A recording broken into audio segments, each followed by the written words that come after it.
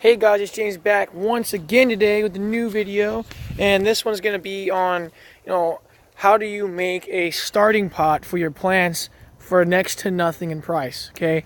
I work at Lowe's, so I have the privilege of being able to grab things before they're taken by customers or other employees. That being said, I can get anything from like these newer pallets right here, dunnage right here that goes from under the lumber hacks, which I'm going to use as legs. And then these are actually weird like pallet pieces, that these are like the entire of the pallet, and I'm going to use these as my actual pot for the starting of the plants. And then once you get this built and everything, you can put your pots in there, and even through the beginning of the growing phase you can still leave these in here. And if you put these if you double these up, you can actually use them as the pot themselves. Also going to build a base today for that, so you can keep these plants inside during the potting or the germination phase and the winter time, and then also have a stand outside to put them readily when they're ready to start growing. To do that today, we're going to use these, like I was telling you, these right here are going to be your pots. These are going to be your feet. I have more of them in the back of the truck over here. Excuse the TV back there. And then we're actually going to use these boards off this pallet as the bottoms to these right here, so that way you can square that off and put dirt in there, and this will be the base of our outdoor base with the legs on it. To start out, I want to say you only need a few simple tools. I'm doing this power toolless, so that way I don't have to stop and cut everything and yada yada yada yada yada. I may end up using a power tool to cut the legs, because I just realized I didn't go buy the saw, so I take that back.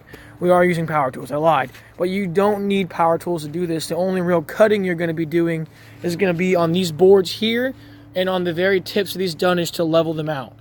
Other than that, you can use a Craftsman.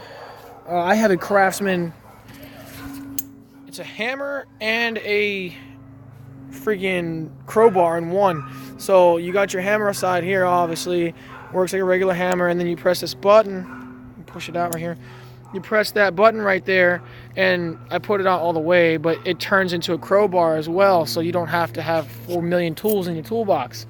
You're also going to need some some nails and a tape measure. Again, I work at Lowe's, and we now sell Craftsman. So anybody that was a Craftsman fan before, you don't have to stop buying. Sears is no more, but Craftsman still continues at Lowe's with all the same amenities as the last time. Anyway, back to it. First thing we're going to do is we're going to take all of these boards off of here, and we're going to start prepping everything. Okay. So you've seen this board. I'm gonna snap the camera off so I can do that, and just gonna mitigate a lot of that time there. Okay, so after you have taken apart everything, you should have your 4 middle sections here, which is gonna end up being your base for this whole operation. And you should have 3 leftover boards. Try and keep those in as good of condition as you can. I may end up using them for the project, or if not, I'll end up just using them for another project down the line. And then the other 3 boards, you're actually going to set those little cup links on there, so you can see that it covers the whole bottom. So that's actually going to be the bottom of your thing, where the dirt's going to be kept in there. Now, if you want, I may end up drilling some holes through there, so that way the water doesn't get waterlogged in there and kill the plants and their germination stage if I leave them outside. Because like I said, this is for germination in the early plant life. You could do some things in here, like maybe 1 or 2 at a time. You could eventually get maybe 1 or 2 plants in each of these 2 things here. But for now, I'm going to use them as germination pots. But this is what you'll have at the end. So you will have your 4 pieces, again, to reiterate. You'll have your 4 2x4s here, and you're gonna have to take all these out of there later on, but no, we're not there yet. You'll have 6 or more of these 5 1/4 inch wide boards, and you will have obviously These are totally different. You have to find these. I should have said that earlier, but these you actually have to ask for specifically if you go to Lowe's or any other department store that will have these as pallets. You'll have to ask people to, they might even charge you for them, but I worked there, so I just took them home. They were free. They normally won't charge you. I know at Lowe's they won't, but yeah, all of this so far you haven't even spent a single dime yet, except for the gas to get there and back, and you've already practically made it. Now, the next part you're gonna do is get some nails. You can use screws too, but I'm trying to do this without using obviously without using power tools. Get your screw or your nails. And these are leftover nails I had laying around the house. I figured I'd use them. I do believe they are, I really don't know what these things are. They're hot spring galvanized, grip right fastener nails. You can get really cheap nails at Lowe's, again, like $1. You buy a really small pack of nails, you can really do this. Or just anything you have around the house, get it done. If you're really into bushcraft, you can actually do this without without tools and just a knife. But that's on you, not me. I might do another video on something where I do bushcraft here soon. But back to it. Once you've got those nails and everything ready to go, you look down here. You'll see that if you go all the way across, you won't actually you have just a small enough amount of board to where you have it hanging about this much, about maybe it's like 1.5 inches off each end. So what you do is you line that up at just over 1/2 inch on this centered when you do it, when you flip it. So I'm going to use this backboard to explain what I'm talking about here. Let's say we're looking at the bottom right now. On each end of your canister or your pot that we're making here, I guess to call it, you want to have a little bit hanging off the end right there, because it's not a necessity for it to be there. You're just holding in a little bit of dirt and some plant. So right there is perfect for where you're at. I'll give you a little better lighting there. I'm sorry about that, guys. Here you go. About 1/2 inch or less on each side, and you'll be able to do the entire thing. And that's for both of them. So you're actually going to cut this board in the middle, like exactly down the middle of this board. I'm not exactly too sure how long it is at the moment. It's going to vary from pallet to pallet as well. I saw this pallet and I figured I'd grab it, but you can do this with other pallets. You're going to cut that right in half, or exactly at the length you need it for. I'd give yourself 1/4 inch of playroom on each side. But that's what you're going to end up doing with that. So you're going to cut that board down in half at least, and then on each of these grommets, here, here, and here, on one of them, you're gonna put at least one nail. I'd recommend 2. You can never play too safe with that kind of stuff. And then you'll have your finished pots at that point. So I'm gonna go ahead and construct one, and then show you what I'm talking about afterwards. Show you, how to. Then before I do that, actually, I'm gonna show you what all you have to do. Use this tape measure and put some lines on the ground here. So on this board here that we've got laying down, this is going to be the same length. All the boards are the same length. You're going to run it down, and you're going to go about the halfway mark. So for this one, looks like it's looking at almost 7 feet. So about 3.5 feet. About right here, at about 40 inches, you're going to put a thing and cut that right in half, and then you're going to be able to slap them onto the board just like that. It'll inevitably look like this at the end, on the bottom if it's upside down. So I'm going to go ahead and do that, and then I'll cut back into scene. Okay guys, so at this point I've got it all nailed in. Like I was telling you, you're going to have that 1/4 inch, that 1/2 inch right here on each end. You got one nail on each corner of the inside boards here. You got 2 nails in the middle section and 2 nails at the end. So in all, it's going to hold together. It's going to look just like this. I'm going to back up for you.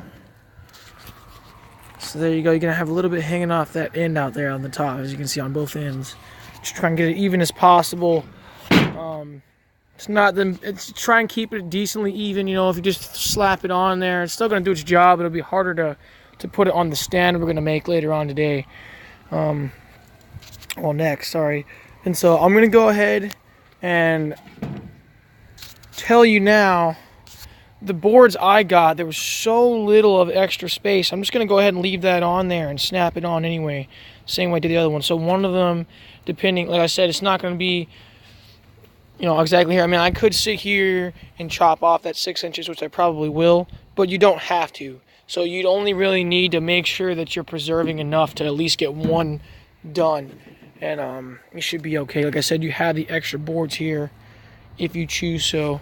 But I'm going to go ahead and save those and just use the first ones. All right. Okay, guys, so I went on ahead and put down the shape of what we're going to do. I also went ahead and pulled out all of these little, there's typically a lot of, I mean, I pulled out a lot of them. I'm going to use the screwdriver to do it too. So you might want to also add a screwdriver to the DIY kit list that I was telling you about in the beginning. That was sitting here in the middle with all the other tools. And I did end up using the hand saw. I just didn't want to get one earlier, but I grabbed it. So, but you're going to end up pulling about 50 of these out, so that's going to take up a little bit of time. Anyway, the design of this is simple. What you want to make sure you're doing is that you are lining the longer corner, I guess say the longer end of this, try to make it more of a rectangle. And you want that so the outside is where you're actually hitting this, the smaller end of that rectangle is where you're actually hitting your nails into, so that way you can actually put your feet here and nail that to there without interlocking nails. Okay, and I'll show that more explicitly once I actually do it. But I'm going to go ahead and nail that in there, and then I'm just going to cut screen again. So if the video is seeming choppy, that's what's going on. I've tried to express that, but some people, you know. So I'm going to go ahead and throw those nails in there, and I'll be right back with you. Okay, guys, so now you've constructed your base, and the next part you're going to have to do is with those dunnage pieces you can get, like I said, at Lowe's. I think Home Depot has them. Just anybody that sells hacks of lumber has these under there.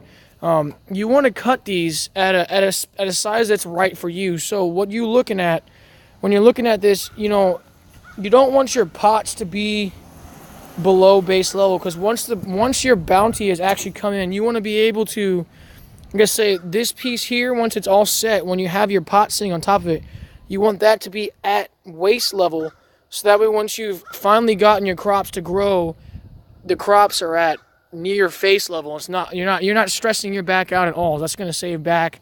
That's going to save time. It's going to make you have more fun doing this, as opposed to gardening from the ground where you have to bend down for everything. Easier to maintain, easier to pick, easier to regroup, everything like that. So make sure that for your height standards, it's at your waist, and then cut from there. So mine's roughly, you know, I'm probably going to take about 6 inches off of these. I'm going to go ahead and do that, and then I'm going to nail them onto the base, and we'll go from there, and that should be our end of our DIY project. Okay, guys, so I finally gotten everything together, and like I was telling you before, when you put your nails on the outside in this way here, you put your nails this way. Well, I did mine from the inside, but that way you're not hitting. If you go from this direction, you'll be hitting the nails that are cross-sectioning. And this way, well, I'm gonna do it again because I think the camera cut out. But if you go this way twice, you won't be hitting the nails across the section. So a lot of people make that common mistake. I used to do it all the time too. But finished product, you have somewhere to set your stuff. You could space them out a little bit here, so they have their own room to, obviously grow in a little bit of space. And once they do start to, germinate, and you have small plants. Now, the reason why we had made these little slats, and I don't know why that keeps happening. The reason why we made these little slats here was intended to do this here. So it would sit, see if we can see it better like this. There you go. So they would sit inside of both ends, just like so. And they'd slide around, and that way they won't fall off once you put them in there. They won't slide off like so and then fall. Unfortunately, some of these are a little bit too long. I'm probably gonna end up cutting that down and fixing it. But the overall idea was for them to be able to slide and not fall off. And you can also, like I said, you can also pick these up. I'm gonna put handles on here eventually, so you can actually pick them up with all the stuff inside of it and bring them inside. You figure you have a little handle here. You can just bring them inside when it gets cold, or start your germination process in the wintertime in your house. So that way you can just hop right into the season as soon as possible. These take up maybe a small chair's worth of space. If you're germinating, you could probably even set these when you're not, giving them that ample amount of light. You could probably even, set them across each other and then save a little space, like on the outboard side, like here. And then that way you can give them all a proper amount of light and still have a simple storage space of maybe 2 or 3. But this is just a simple down and dirty. You can do other things to it. You can build your own legs. I just cheaped out on the legs, but that is the overall. And I'm going to be doing another video on this, on actually how to begin early germination and what you need to do if you are buying in the winter from a big store. Like myself, I bought from Lowe's, so everything, I'll explain it that. But if you're buying from a local store, I'm going to show you the easiest ways to start if you use this method or any other method in my next video. So hope you guys enjoyed this one, and it's a pretty simple, cheap. I also priced this out if someone wanted to build one of these sets like this, even if it was like 2 or 3, to actually get the lumber for it and build it with having to buy everything. It was around $40. You can do it for cheaper if you use plywood, but I would be the guy to use at least 1x lumber and be good with that. So it'd be around $40 if you wanted to actually buy the materials. And of course you could put other things on here. I may advance this, but this is the simple design. So again, I hope you guys enjoyed the video, and I hope to see you guys again. If you have any questions, comments, or concerns, as usual, leave that down in the comments. They will be read and responded to. So have a great day, guys, and see you in the next video.